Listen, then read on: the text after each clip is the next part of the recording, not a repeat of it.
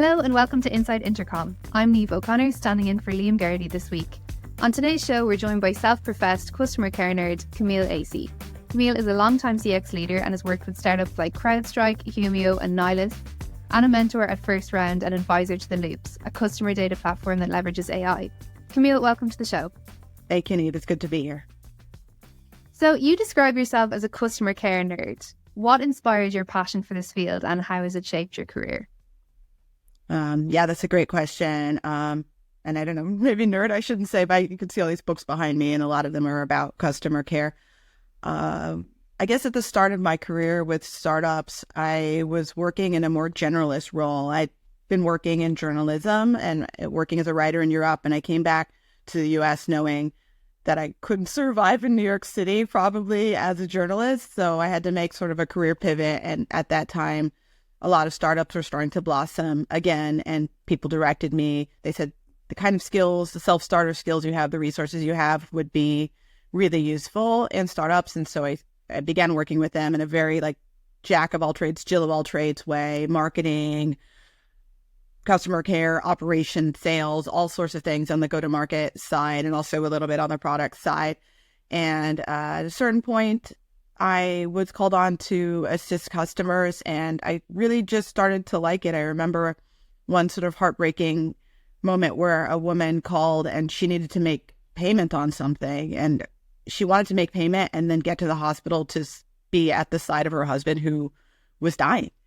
And those kind of things where I could help someone and also just be another human being on the other side of the line really touched me. So I started letting that be known to other people, and they pointed me in the direction of a community called Support Driven, where I met other people. And I really think that was key to me sort of devoting myself to this, is just finding that tribe, finding those people that are like-minded and love doing this work and love being helpful, and don't mind being paid for it. Yeah, I love that you talk about the transferable skills there that you brought to CX, because reality is CX people come from all walks of life and bring all sorts of perspectives. But what do you see as the current shortcomings or the opportunities that are being missed in CX, and what could people who manage CX leaders specifically do better? I mean, I think, and I've been thinking about this. There's a colleague of mine, we're working on, I think, a series of blog posts about this. I think for startups, sometimes they overhire in the area of customer care and bring someone in who's really senior when they don't need someone so senior full-time at that salary and with that level of oversight and experience. But then on the other hand, you see a lot of startups say, okay, well, the generalist, which, to be honest, I was a generalist at one point, but let's let the generalist be the customer care person. And that person, of course, can do the day-to-day work. But in terms of thinking about the strategy and where the organization should be in a year, 2 years, 3 years, how to hire, things like that. A lot of times that person's learning on the job. So I think it's kind of a Goldilocks that you're looking for. A lot of the time, somebody that has enough experience. And then there's a great opportunity now in the fractional space. A lot of customer care leaders, such as myself, are making ourselves available either as advisors or fractional CX leaders. We can come in and help establish the strategy, but we don't need to work there, full time with benefits. We can come in a consultant capacity and bring that expertise into the organization. And then that person who's sort of that Goldilocks CX leader can run the day-to-day operations of the team. So I think that's something that's been a little underexplored in the SaaS startup space, is trying to find consultants that can come in and help you shape your strategy organizationally and also help develop your leaders who probably are lower level or more junior or mid-level. Absolutely. I'd say that rings true for a lot of companies. And speaking of new opportunities, how do you see the integration of AI and specifically large language models impacting the future of customer support and the skill set as well that's required for customer care professionals? And do you think it'll help elevate the field by focusing more on expertise and less on team tiering? There's multiple questions in there. It's that happens to break it down. Yeah. The train has absolutely left the station with AI. A lot of people are doubling and tripling down on it across all the major platforms. I know Intercom, I won't name Intercom's competitors. I know Intercom is working in that space. Of course, there's a lot of low-hanging fruit there. I always, when I come in and take over a customer team, I'm always looking for where we can automate out the things that are repetitive, that we do all the time, the questions. I think automate and AI goes hand in hand with documentation. And I always love to either bolster or start to build up a documentation in any team that I work with, because AI is only as good as the data that you put into it. And so making sure that there is data in a public place that the customer can get his hands on, that the AI can get its, robot arms on, is rather critical. I'm middle of the road. I'm an advisor at the Loops. We're doing amazing work there, leveraging the data that particularly large teams can bring in to help them not only get insights, but decide what to do next. I think that's what's critical, is not just generating more charts, generating more spreadsheets, but like, which things should we do next? I think that's where leaders need the most amount of help. So AI's assistance and helping comb through, megabytes, gigabytes, terabytes of data that comes in from your customers, that comes in maybe from your product, and then saying, here's where your effort will reap the best return on investment. I think that those are the things that are most interesting. The human touch, I think, is still really critical.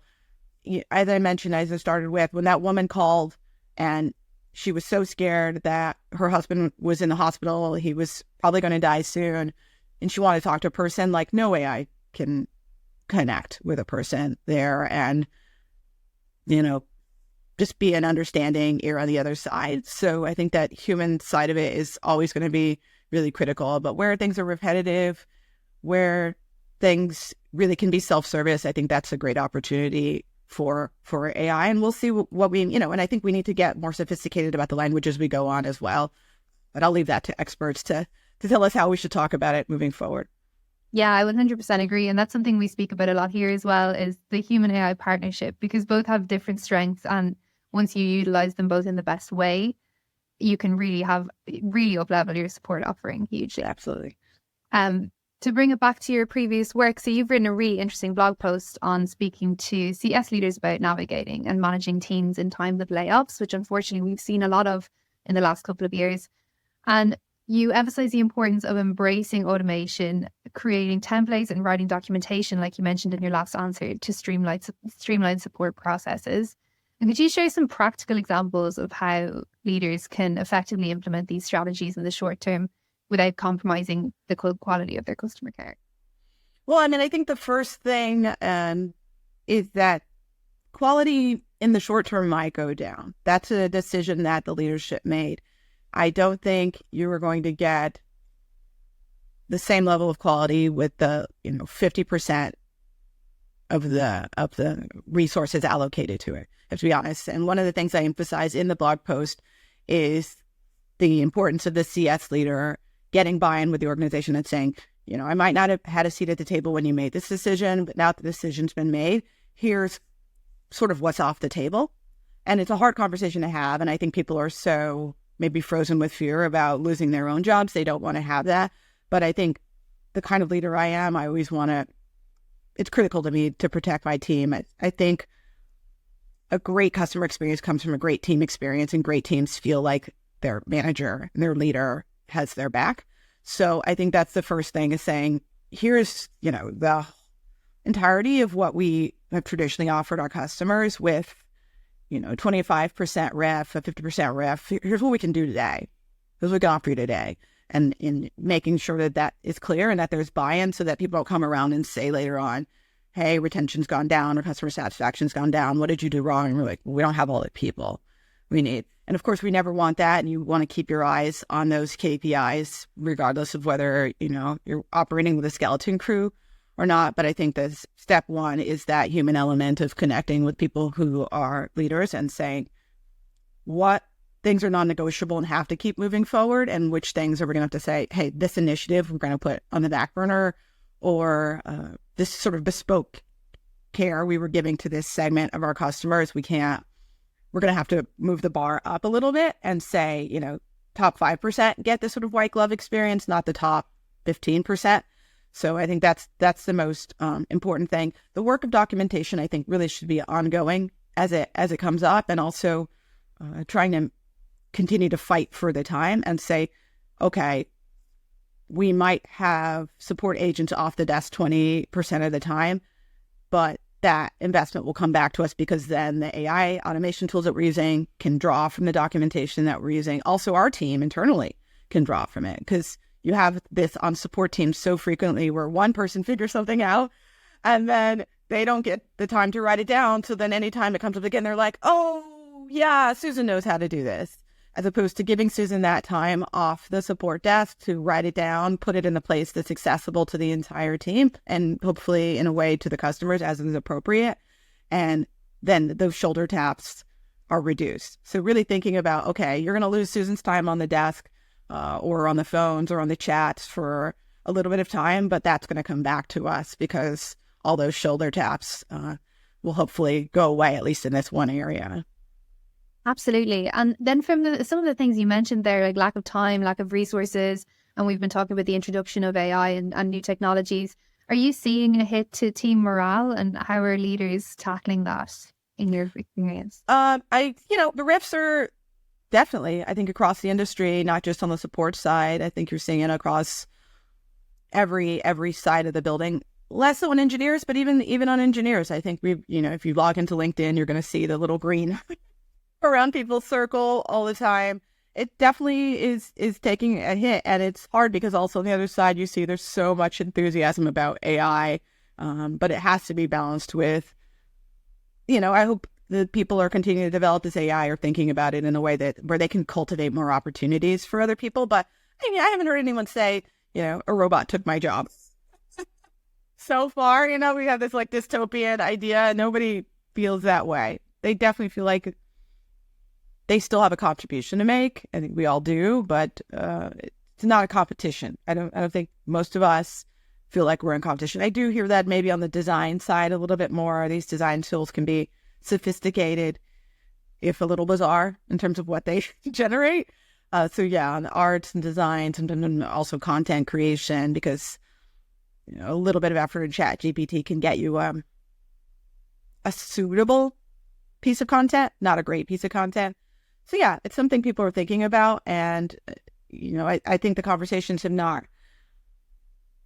I haven't heard a lot of conversations about how do we raise our game, across all the fields so that we bring something to the table. I've talked to someone who was thinking about going to a coding boot camp, and I'm concerned about the future of junior developers. The quality of code junior developers can create, AI can create. And it's really senior developers and people with a stronger eye that are going to have the edge. So what do we do about everyone else who would like to raise up through the ranks and get to that place of senior developer? So across all the industries, across support, I love nurturing junior talent, and there's no such thing as a degree in customer support. You learn on the job, you learn alongside people. And if we say tier one things are going to be automated out, then how do people get a foot in the door? I really, I'm a little concerned about that. Yeah, absolutely. Yeah, it is. It's and it's something that we've been thinking about here as well, because we have an AI chatbot that we offer. And when you're onboarding new junior talent, how is it that you allow them to learn with the easy questions, with the easy queries that customers have, when the chatbot can really handle those now for you, and making sure that they get to that next level so they can begin to contribute the human element is something we're really looking at. You've mentioned in the past the importance of customer segmentation when you're aiming for a more tailored customer experience. And could you dive deeper into the appropriate experience approach and provide some insights on how customer service leaders can balance the needs of different customer segments, especially with limited resources? Yeah, absolutely. This, appropriate experience comes from Lincoln Murphy, who's a customer success pioneer. And I think traditionally we've thought about it as whoever pays us the most amount of money gets the most amount of attention.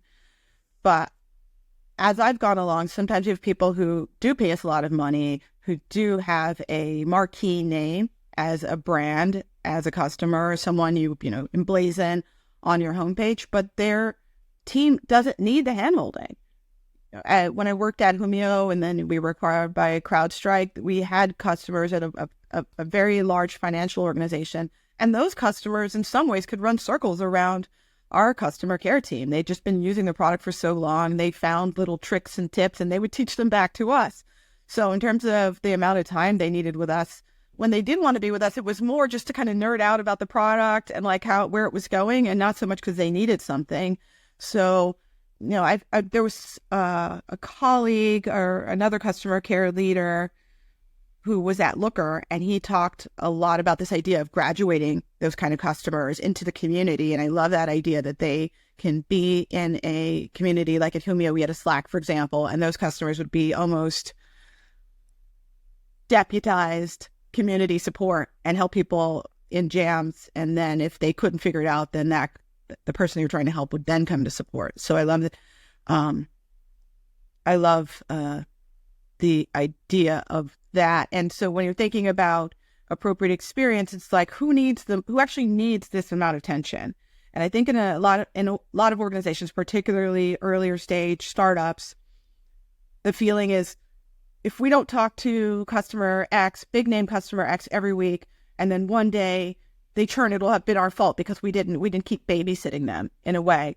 But there's got to be a way to leverage the product, particularly in SaaS, to keep an eye on what they're doing and then be responsive. And this is where automation also helps, where you can see people are, let's say, in an area where they're getting a lot of errors, getting a lot of issues, then proactively saying, hey, we noticed you keep having an issue in this area. Could we grab half an hour with you to just walk through either what problem you're having or a better approach to that sort of thing? So a more reactive approach in some cases, rather than just that steady drumbeat of every week we meet to babysit it. And I think that's born also of customer success being a newer space than account management, and a lot of organizations looking at customer success basically as a rebranding account management, which is not meant to be. It's meant to onboard customers, keep them happy, keep growing those accounts, but making sure that they are achieving their own stated goals with the use of your product. Not just, are you okay? Are you happy? Do you want to buy more things? If they haven't achieved what they were hoping to achieve, then it becomes a pushy sales conversation, which I always make clear as a customer care leader, I'm not interested in that.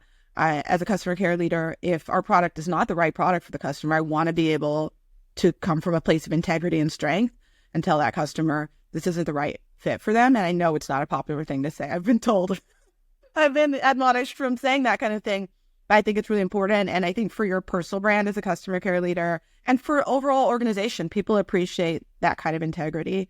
So when I'm thinking about segmentation, I'm thinking about first, who needs to be onboarded? What kind of onboarding do they need for what goals they're looking to accomplish, for the challenges that they particularly have?